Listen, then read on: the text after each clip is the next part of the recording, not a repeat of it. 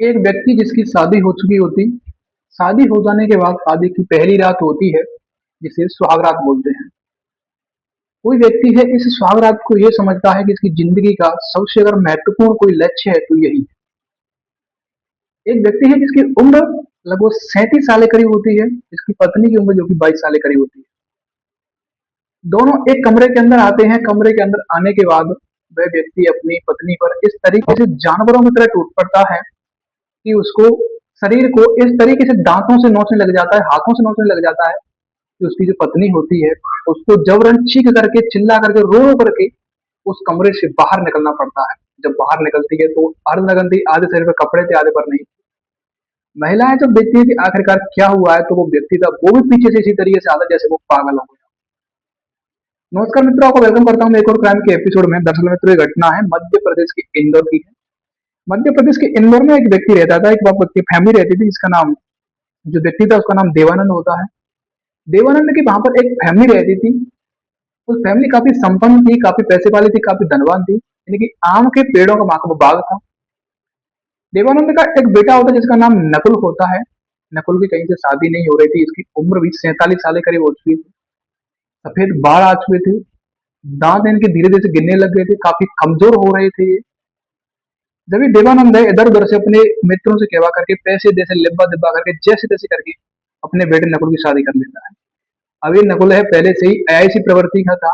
ये वेश्या के पास जाया करता था, उनके साथ संबंध बनाया करता था, उनको पैसे दे दिया करता था। अगर नकुल की बात की जाए तो एक तरह का ये लफंगा लुच्चा था जो कि जाकर के कभी कभी शराब पिया करता था, नशीले पदार्थ खाया करता था। इसका शरीर बिल्कुल पूरा खत्म हो चुका था, डैमेज हो चुका। लेकिन ये नकुल अपने पिता की इकलौती संतान थी, इसलिए इनके पिताजी की इसकी शादी करना बहुत जरूरी था। देवानंद जो होता है इसके चार भाई थे। चार भाइयों में इसकी एक की इकलौती संतान थी। जब नकुल की शादी हो जाती, काफी धूमधाम से शादी होती है इसकी।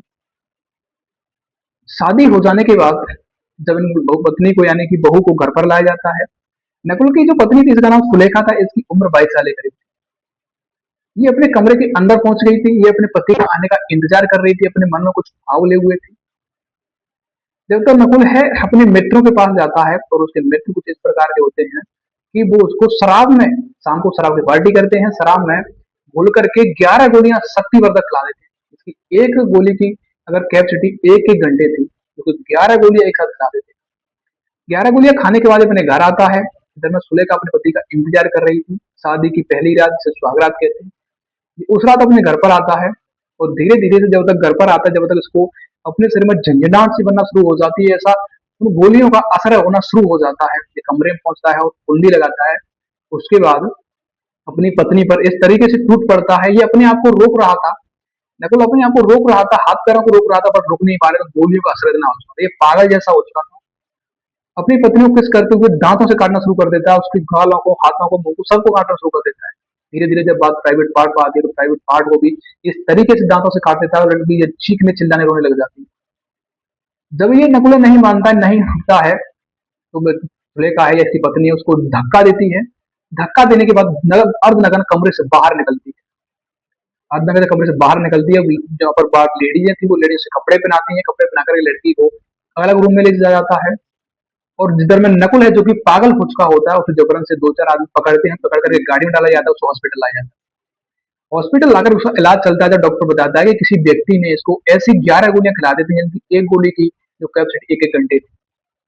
उसमें इतनी जान नहीं थी, ये सह नहीं पाया और अपने आप को पागल जैसा करने लगा और हरकतें करने लगा। उसका इलाज चलता है, उनका भी इलाज चलता है। इलाज जब चलता है तो काफी उसकी हालत खराब हो चुकी थी।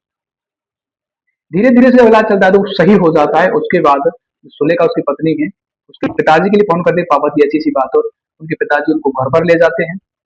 घर पर ले जाकर के उनकी जो और भी बहन थी, माँ थी, वो अपनी बेटी की हालत को देखते हैं कि आखिरकार हमारी बेटी का हो क्या गया। वो उसको इलाज करवाते हैं और उसके बाद उनके पिताजी यानी सुलेखा के पिताजी हैं, देवानंद से बोल देते हैं कि मैं अपनी बेटी को आपके यहाँ नहीं भेज रहा, मुझे केवल अपनी बेटी से डिवोर्स चाहिए। 2 साल तक दोनों का ऐसे झंझट चलता रहता है। सुलेखा अपने घर आने के लिए राजी नहीं होती है, एकदम आकर के दोनों का तलाक हो जाता है। तलाक हो जाने के बाद जो नकुल होता है अपने घर हो जाता है और जो सुलेखा आती है अपने घर पहुंच। तो इस तरीके से इस कारण से कभी कभी रिश्ते हैं जो कि टूटते रहते हैं। आदमी हवस के सामने इतना पागल हो जाता है, कुछ समझ नहीं पाता है, क्योंकि आदमी खुद में सेल्फ कैपेसिटी नहीं होती है, गोलियों का इस्तेमाल कर करके ऐसे कर्म में करता है। उसमें तो ऐसी क्राइम घटना होना आज के जमाने में ही काम बात है। ये कहानी सुना करके किसी ऐसी घटना सुना करके किसी की भावना को ठेस पहुंचाना नहीं है, बल्कि समाज में हो रही ऐसी घटनाओं से आपको हमें केवल अवगत करवाना